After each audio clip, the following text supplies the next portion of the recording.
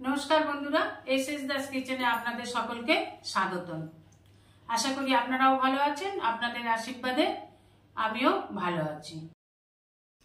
আজ নিয়ে চলে এসেছি নতুন একটা নিরামিষ রেসিপি। আলু, কুমড়ো, সজনে ডাঁটা, পটল দিয়ে একটা নিরামিষ রেসিপি নিয়ে নিয়েছি। আলু, কুমড়ো, সজনে ডাঁটা, পটল আর বাদাম এই দিয়ে আমি একটা লুচি, পরোটা, রুটি খাবার নিরামিষ তরকারি বানাবো। খেতে খুব টেস্টি হয়, খুব কম ঝাল মশলা দিয়ে বানাবো। তা চলুন রেসিপিটা দেখে নেওয়া যাক। ওভেনে কড়া বসিয়ে দিয়ে দেবো তেল। আমি এখানে সাদা তেল দিলাম, আপনার সর্ষের তেলও দিতে পারেন। তেল দিয়ে প্রথমেই চীনাবাদামগুলোকে ভেজে নেব। আমি এখানে চীনাবাদাম নিয়েছি, আপনারা ইচ্ছা করলে কাজু বাদাম, কিশমিশ, আমন্ড যে কোনো ড্রাই ফ্রুট নিতে পারেন। চীনাবাদাম নিয়েছি আমি। চীনাবাদামটাকে একটু ভালো করে ভেজে নেব। চীনাবাদামের খোসাগুলো খুব গরম হয়ে গেলে ফেটে যায়। দেখুন মুখগুলো হাঁ হয়ে গেছে। চীনাবাদামটাকে একটু ভালো করে ভেজে তুলে নেব। একটু ভাজতে হবে, না হলে একটা কাঁচা কাঁচা গন্ধ ছাড়বে বা কাঁচা লাগবে। এই রকমভাবে ভেজে আমি চীনাবাদামগুলোকে তুলে নিলাম। এবার এই তেলেই কুমড়োগুলোকে দিয়ে ভেজে নেব। কুমড়োটা মিষ্টি কুমড়ো, খুব ভালোভাবে ভেজে নিতে হবে। কুমড়ো ভেজে তরকারি করলে কিন্তু বেশি টেস্টি হয়। অনেক সময় আমরা কুমড়ো ভাজি না, কুমড়ো খুব নরম, ভাজতে ভাজতেই সিদ্ধ হয়ে যায়। ওই জন্য একটু বড় করে কেটেছি। দিয়ে দিলাম পরিমাণ মতন লবণ। এবার কুমড়োটাকে হালকা লাল করে ভেজে তুলে নেব। খুব একটা বেশি ভাজবো না, কিন্তু হালকা লাল করে ভেজে তুলে নেব। দেখুন হালকা লাল হয়ে গেছে, একটু একটু লালচে আভা হয়েছে। এই অবস্থায় কুমড়োগুলোকে ভেজে তুলে নেব। এখানে আমি 500 গ্রাম কুমড়ো নিয়েছি। কুমড়োটাকে একটু লবণ দিয়ে ভেজে তুলে নিলাম। এই তেলে দিয়ে দেব ফোড়ন। দিয়ে দেব কাঁচা লঙ্কা, তেজপাতা, আর দিয়ে দেবো 5 ফোড়ন আর রাঁধুনি। রাঁধুনি ফোড়ন দিলে তরকারিতে একটা খুব সুন্দর স্মেল আসে, সেই জন্য এখানে একটু রাঁধুনি দিয়ে দিলাম। দিয়ে দিলাম হিং। কুমড়োর তরকারি করলে বা যে কোনো নিরামিষ তরকারি যদি করেন একটু হিং দিয়ে দেবেন, দেখবেন তার স্মেলটাও খুব ভালো লাগছে, খেতেও খুব টেস্টি হবে। দিয়ে দিলাম কেটে রাখা পটলগুলোকে।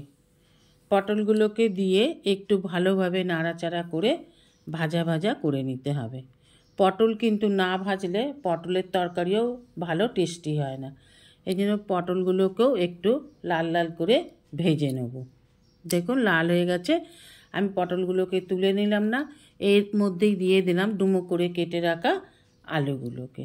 এবার পটল আর আলু খুব ভালোভাবে ভেজে নেব। দিয়ে দেবো পরিমাণ মতন লবণ। এবার ভালোভাবে পটল আর আলুটাকে নেড়ে নেড়ে ভেজে নিতে হবে। দিয়ে দেবো 1 টিস্পুনের মতন হলুদ গুঁড়ো। প্রথমেই বলেছি এই তরকারিতে কিন্তু আমি বেশি মশলা দেব না। দিয়ে দিলাম হলুদ গুঁড়ো। আর কী কী মশলা দেব দেখিয়েই দেবো। নিয়ে নিয়েছি সজনে ডাঁটা। সজনে ডাঁটা দিয়ে এবার ভালোভাবে কষে নিন। দেখুন আলু পটল ভাজা ভাজা হয়ে আসার পর সজনে ডাঁটা দিলাম।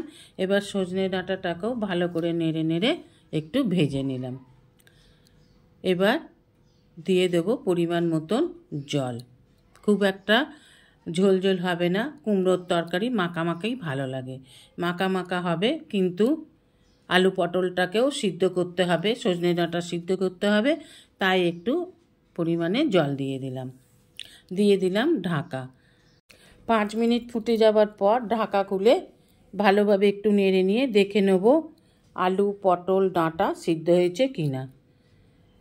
সিদ্ধ হয়ে গেছে আলু পটল ডাঁটা। এবার এর মধ্যে দিয়ে দেব আগে থেকে ভেজে রাখা কুমড়ো আর বাদামগুলোকে। ভালোভাবে মিশিয়ে নিন। একটু নেড়ে ভালো করে মিশিয়ে দিতে হবে। এবার একটা মশলা আমি বানিয়ে নেব। একটা কড়া ওভেনে বসিয়ে দিয়ে দেবো 2 চামচ মৌরি। 2 চামচ মৌরি দিয়ে দিলাম, দিয়ে দেবো বড় চামচের 1 চামচ 5 ফোড়ন। এবার খুব ভালোভাবে মশলাটাকে ভেজে নেব। খুব একটা লাল করে ভাজবো না, পুড়ে যাতে না যায়, পুড়ে গেলে মশলা তিতো হয়ে যাবে। এই জন্য সামান্য লাল করে ভেজে মশলাটাকে তুলে নেব। দিয়ে দেবো একটা শুকনো লঙ্কা। এবার মশলাটাকে নেড়ে নেড়ে একটু ভেজে নিন। মৌরি আর 5 ফোড়ন শুকনো লঙ্কা ভাজলে একটা সুন্দর স্মেল ছাড়ে। মশলা দিয়ে যখন সুন্দর একটা গন্ধ ছাড়বে, মশলা ভাজা হয়ে গেছে বুঝে নিয়ে নামিয়ে নিতে হবে। দেখুন লাল হয়ে গেছে, এবার মশলাটাকে নামিয়ে নিলাম। এবার মিক্সি জারে দিয়ে গুঁড়ো করে নেব। দেখুন গুঁড়ো করে নিয়েছি। এবার এই মশলাটাই এখানে আমি দিয়ে দিচ্ছি। দেখুন 1 চামচের মতন মশলাটা দিয়ে দিলাম। এই মশলাটা বানিয়ে রেখে দিলে যে কোনো নিরামিষের দিনে তরকারিতে দেওয়া যায়, আবার চাটনিতেও দেওয়া যায়। দিয়ে দেবো 1 টিস্পুন চিনি। কুমড়োর তরকারিতে একটু চিনি না দিলে কিন্তু ভালো লাগে না। দিয়ে দিলাম 1 চামচ ঘি, ছোটো চামচের 1 চামচ ঘি। ব্যাস, আর কোনো মশলা দেবো না। প্রথমেই আমি বলেছি কম মশলার রেসিপি এটা। এবার ভালোভাবে নেড়ে চেড়ে গ্যাস অফ করে দিয়ে স্ট্যান্ডিং সময় রেখে দিন, যাতে সব কিছু খুব ভালোভাবে মিশে যায়। ঘি, চিনি, মশলা খুব ভালোভাবে মিশে যাবে। দিয়ে দিলাম ঢাকা। গ্যাস অফ করে দিয়ে 30 মিনিট রেখে দিলাম। 30 মিনিট পর নামিয়ে নিলেই তৈরি নিরামিষ কুমড়ো, পটল, আলু, সজনে ডাঁটার তরকারি। রুটি, পরোটা, লুচির সাথে পরিবেশন করুন। ভিডিওটি ভালো লাগলে অবশ্যই একটা লাইক, কমেন্ট, সাবস্ক্রাইব করার অনুরোধ রইল। পাশে থাকা বেল আইকনটিতে ক্লিক করে দেবেন নিউ ভিডিওর আপডেট পাওয়ার জন্য। সবাই ভালো থাকবেন।